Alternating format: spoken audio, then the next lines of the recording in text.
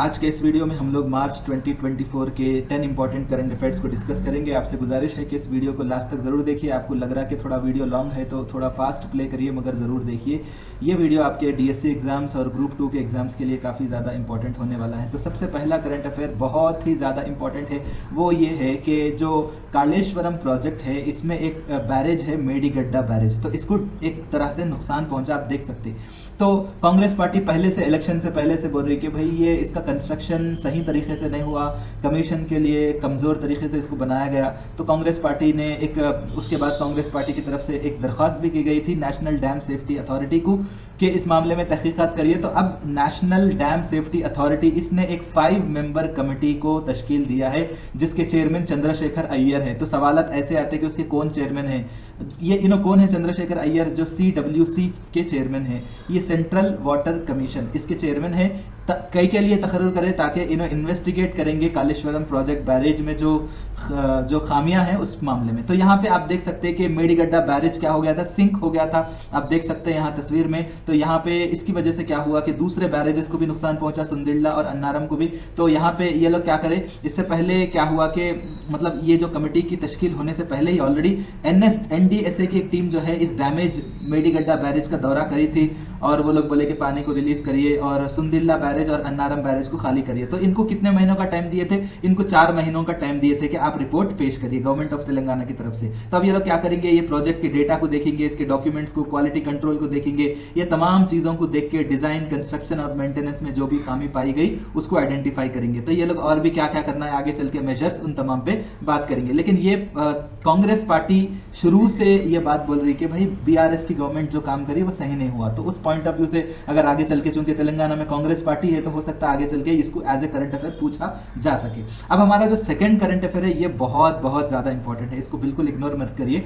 कि government of Telangana ये चाह रही, प्लान कर रही है कि जो ग्रेटर हैदराबाद का एरिया है इसको, जिसमें ऑलरेडी मतलब ये जो ग्रेटर हैदराबाद का जो एरिया है इसके दायरे को और बढ़ाया जाए। आपको तो मालूम है कि हैदराबाद है, ये हैदराबाद के अतराफ में कहीं नारसंगी बोल के है, कहीं बुधवेल बोल के है, कहीं गगन पहाड़ बोल के है, कहीं शमशाबाद बोल के है, कहीं मतलब आप देखिए कि थोड़ा सा और आगे चले जाइए LB नगर के आगे तो रंगारेड्डी, हयात नगर म्यूनसिपालिटी, ऐसा कई अलग अलग म्यूनसिपालिटीज है। तो अब गवर्नमेंट ऑफ तेलंगाना क्या चाह रही कि अलग अलग जो म्यूनसिपालिटीज जो तेलंगाना के अतराफ में है, 30 म्यूनसिपालिटीज, इन तमाम को ग्रेटर हैदराबाद GHMC के दायरे में लाया जाए। तो इससे क्या होता कि जो गवर्नेंस है, जो हुक्मरानी है, ये आसान हो जाती, जो शहरी है उनको जो है सहूलतें आराम से पहुंच जाते, और इकोनॉमिक ग्रोथ भी होता क्योंकि बिजनेस भी आगे बढ़ता, एरियाज में तरक्की होती। तो अब हम लोगों को ये तो नॉर्मल इंफॉर्मेशन है, पढ़ना क्या है। GHMC को साल 2017 में कायम किया गया, उस वक्त के YS राजशेखर रेड्डी की तरफ से।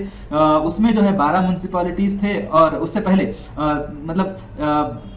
तो 12 म्यूनसिपालिटीज के साथ GHMC को बनाया गया। और पहले, उससे पहले कितने थे, 175 स्क्वायर किलोमीटर का था, तो उसको 650 स्क्वायर किलोमीटर बना दिए। और GHMC में उस वक्त कुछ एरियाज जैसे LB नगर, गड्डी अन्नारम, उप्पल, मलकाजगिरी, कापरा, अलवाल, खुतबुल्लापुर, कुकटपल्ली, सेरेलिंगमपल्ली, राजेंद्र नगर, राम, आज हमारे GHMC में है, तो हम लोगों को नहीं मालूम हो रहा जब GHMC में नहीं थे ये, तो जब मिला है। उसके बाद 2018 में क्या हुआ कि GHMC को जो है 6 जोन में तकसीम किया गया, LB नगर, चारमीनार, खैरताबाद, सिकंदराबाद, सेरेलिंगमपल्ली, कुकटपल्ली, और हर जोन को जो है 30 सर्कल्स में बांटा गया। और इस तरह से टोटल GHMC के 150 वार्ड्स है। और इलेक्शन भी होता GHMC का 2021 में शायद हुआ था, 2020 में हुआ था, तो अब 2025 में इलेक्शन होने वाला है। तो बहरहाल ये चीजें याद रखिए। अब हमारा जो नेक्स्ट करंट अफेयर है, थर्ड वाला, ये भी काफी ज्यादा इंपॉर्टेंट है। वो ये है कि एक है Telangana super thermal power project. इसका जो यूनिट 2 है, जो 8 मेगावाट के इलेक्ट्रिसिटी को जनरेट करता, इसको जो है मार्च में PM नरेंद्र मोदी ने इसका इफ्तिताह किया। तो ये क्या है, इसके यूनिट 1, यूनिट 2 है। यूनिट 1 का तो ऑलरेडी लास्ट ईयर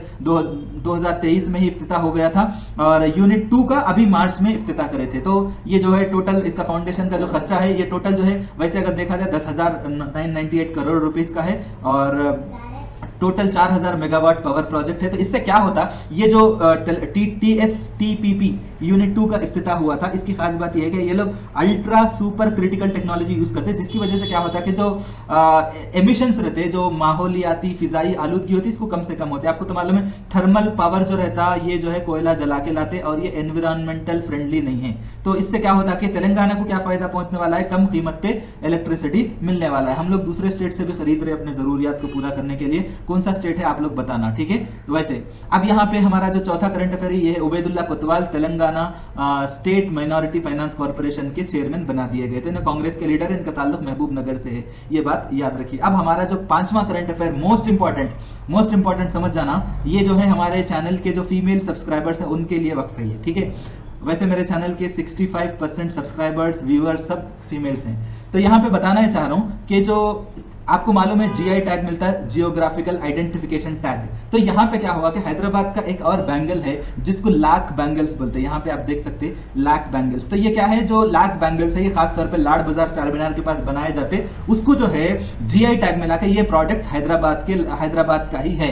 तो अब इसका फायदा क्या है, दूसरी चीजें हम पढ़ेंगे। 2 मार्च को ये अप्रूवल मिला, इससे क्या होता, जीआई टैग मिलने से जो ये बैंगल्स का डिमांड बढ़ता और जो मैन्युफैक्चरर्स रहते हैं उनको भी जो है अपने बिजनेस को प्रमोट करने का मौका मिलता। अब ये क्या है आप देख सकते हैं, सेम यही है, देखिए लाख बैंगल्स जो रहते हैं ये लोग क्या, इसको क्या करते हैं, केमिकल सब्सटेंस है जिसको बोलते हैं रेसिन, इससे बनाते, इसको गोंद बनाते, इसको पिघलाने के बाद एक गोंद बनाते और ये कलर्स को भी एब्जॉर्व करता और जो है उसके बाद ये काफी मुलायम भी रहता है बनाते वक्त, तो वाइब्रेंट कलर्स में इसको बनाते। तो ये आपको मालूम है, इसको एक गोंद की शक्ल में बनाते, फिर इसको मेटल रिंग के फॉर्मेट उसके सांचे में डालते, फिर इसको बैंगल की शक्ल में तैयार करते, तो इससे जो उसके बाद उसके ऊपर ऐसे मनके भी लगाते तो इसको और खूबसूरत बनाते। तो यहाँ पे आप देख सकते हैं कि जो कल्चरल मतलब तेलंगाना के इकोनॉमी और कल्चर के पॉइंट ऑफ व्यू से काफी ज्यादा इंपॉर्टेंट है। तो जो लाड बाजार के बैंगल्स है ये अपने चकाचौंध, जिसको बोलते हैं डैजलिंग का मतलब चकाचौंध स्टोन वर्क के लिए काफी ज्यादा मशहूर है। जो हैदराबाद का जो कल्चरल क्राफ्ट है उसकी काफी ज्यादा अहमियत जाहिर होती। तो इस तरह से तेलंगाना के टोटल 17 जीआई प्रोडक्ट्स जो है 17 प्रोडक्ट्स को जीआई टैग मिला है। तो इससे क्या है, लोकल के जो फनकार रहते उनको अपने फनकारी को बढ़ावा देने का काफी बेहतरीन मौका मिलता, लोकल बिजनेस भी प्रमोट होता, हैदराबाद का कल्चर भी जाहिर होता। तो ये काफी ज्यादा इंपॉर्टेंट है। अब हमारा जो छठवां करंट अफेयर है वो ये है कि जो टीएसआरटीसी है इसको 5 नेशनल अवार्ड्स मिले हैं। तो ये अपने आप में काफी ज्यादा इंपॉर्टेंट है क्योंकि आपको तो मालूम है कि जो स्टेट रोड ट्रांसपोर्ट कॉरपोरेशंस रहते हैं उसमें से तेलंगाना का काफ़ी ज़्यादा बड़ा नाम है। तो उस हिसाब से मैं बता रहा हूँ कि इनको जो है 5 नेशनल बस ट्रांसपोर्ट एक्सेलेंट अवार्ड्स मिले। तो अगर हम अवार्ड के 4 कैटेगरीज की हम बात करेंगे तो road safety, rural fuel efficiency, employ welfare और यूज़ ऑफ टेक्नोलॉजी, ये 4 कैटेगरीज है। इनमें से जो है फर्स्ट रैंक टीएसआरटीसी को मिला। तो और जो उसके बाद जो फ्यूल एफिशिएंसी है उसमें जो है 2nd पोजीशन मिला। ये एक अपने आप में बड़ी बात है। 15 मार्च को ये अवार्ड्स दिए गए हैं।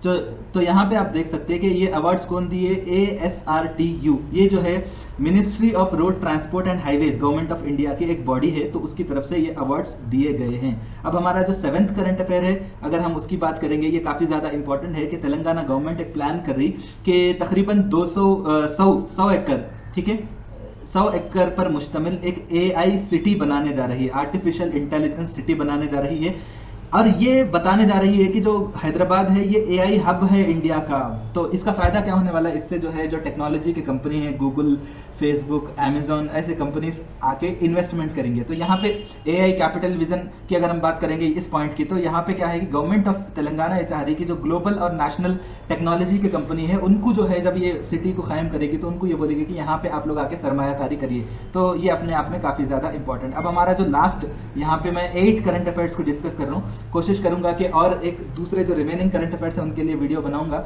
लेकिन मेरा मकसद ये है कि जून जुलाई तक कवर करना है मेगा डीएससी के एग्जाम तक के लिए, इसलिए मैं एक वीडियो में इसको समअप कर रहा हूँ मार्च के करंट अफेयर्स को।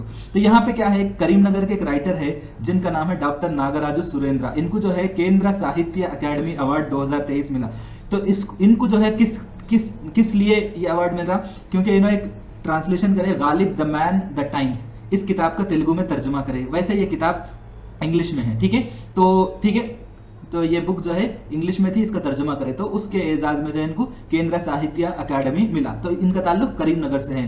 तो इन्होंने जो है तेलुगु और इंटरनेशनल लिटरेचर में भी काफ़ी ज़्यादा इनका रोल रहा। मैं तो ये भी पढ़ा था कि इनको दूसरे लैंग्वेजेस भी आते, इंटरनेशनल लैंग्वेजेस भी आते। तो ये बात है। तो इनको इससे पहले भी दूसरे अवार्ड्स भी मिले हैं, यहाँ पे आप देख सकते। तो आपका बेहद शुक्रिया। कोशिश करूँगा कि मैं अप्रैल, मई, जून तक के 3 महीनों के करंट अफेयर्स को मैं कवर करूँ। आपका बेहद शुक्रिया। Thank you so much.